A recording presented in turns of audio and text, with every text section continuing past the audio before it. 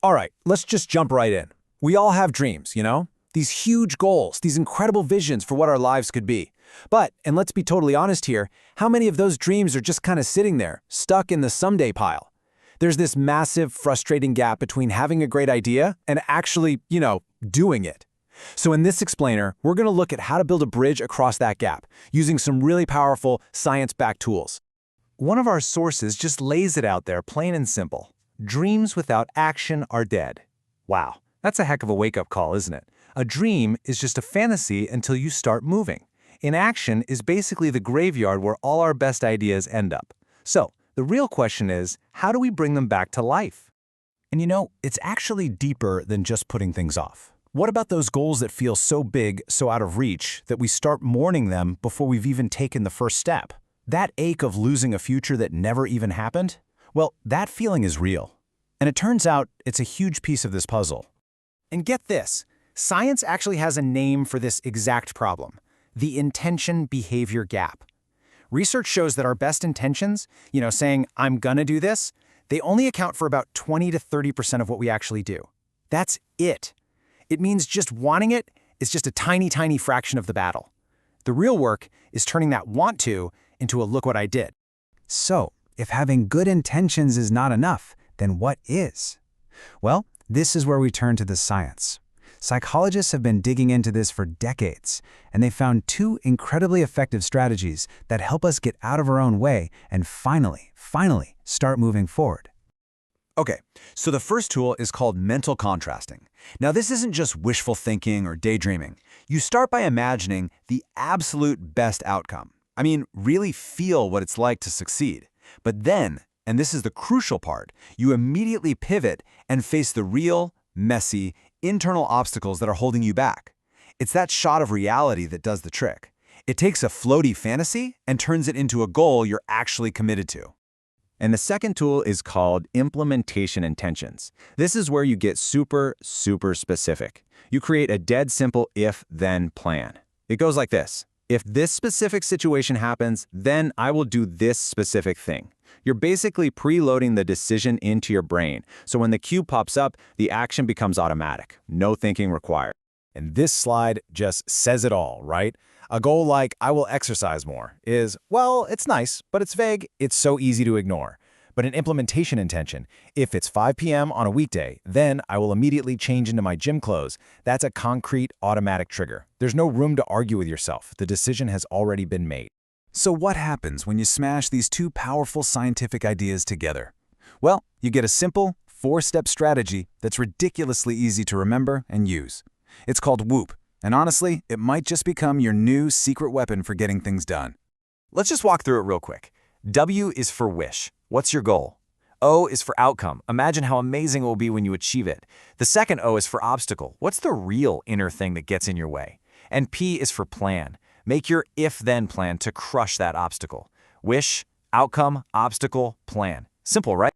Now, just so you know, in the world of psychology, this whole WHOOP thing has a much fancier name: mental contrasting with implementation intentions, or MCII for short.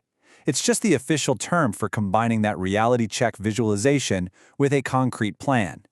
So, the million-dollar question, does this stuff actually work? Well, a major analysis of 21 different studies found a really clear answer. Yep. Now, that number you see might look small, but in statistics, that represents a consistent, significant effect. It means this strategy measurably, reliably boosts your chances of actually hitting your goals. And check this out. It gets even more interesting. It turns out how you make the plan matters. That same study found that, writing down your plan definitely helps, but doing it with another person? Whoa, it's nearly twice as effective.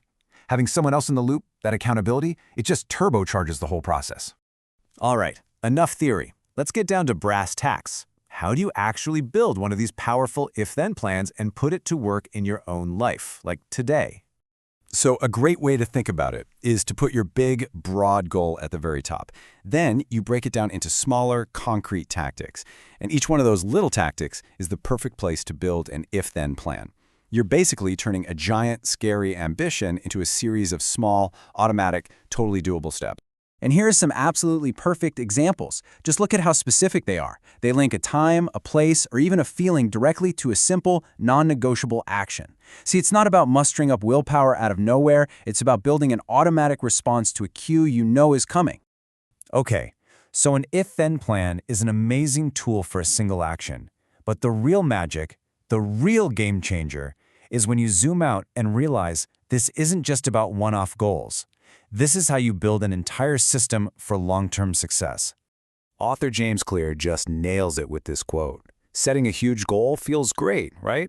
But on the hard days, when you're tired and overwhelmed, you don't magically rise to the level of your goal. You fall back on your habits, your routines, your systems.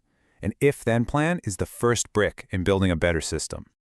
And let's be real, motivation is a total flake. It shows up when it wants, leaves without saying goodbye. You can't rely on it.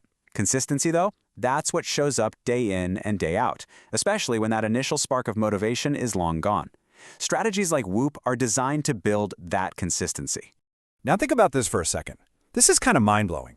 Researchers estimate that around 40% of our daily actions aren't conscious choices at all. They're habits. Nearly half your life is running on autopilot.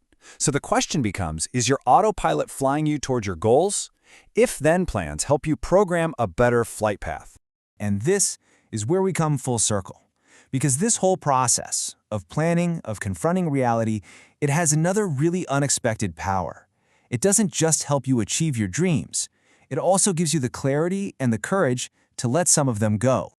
Remember that obstacle step in Whoop? Well, it has a hidden superpower.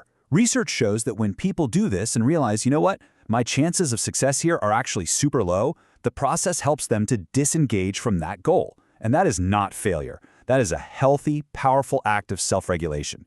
It frees up all your time and energy for the goals that really are possible. This brings us to a really deep concept called ambiguous grief. It's that specific, painful feeling of loss for a life you always thought you'd have, for a dream that never happened. It's like you're mourning an alternate version of yourself that you now realize is never going to exist. I think we've all felt that at some point. You see, when we lose something or someone in the real world, we have ceremonies, funerals, goodbyes that give us closure. But these ambiguous losses, they almost never get that. The Whoop process, by forcing you to look an obstacle square in the face, can give you that closure. It lets you formally acknowledge that a path is closed, to give that impossible dream a proper funeral so you can finally, truly move on. So, as you look at your own life, at your own goals, this whole process really boils down to one crucial question that only you can answer. Which of your dreams just needs a better, smarter plan to finally make it happen? And which one, maybe, needs the grace of a funeral to set you free for everything that's waiting for you next?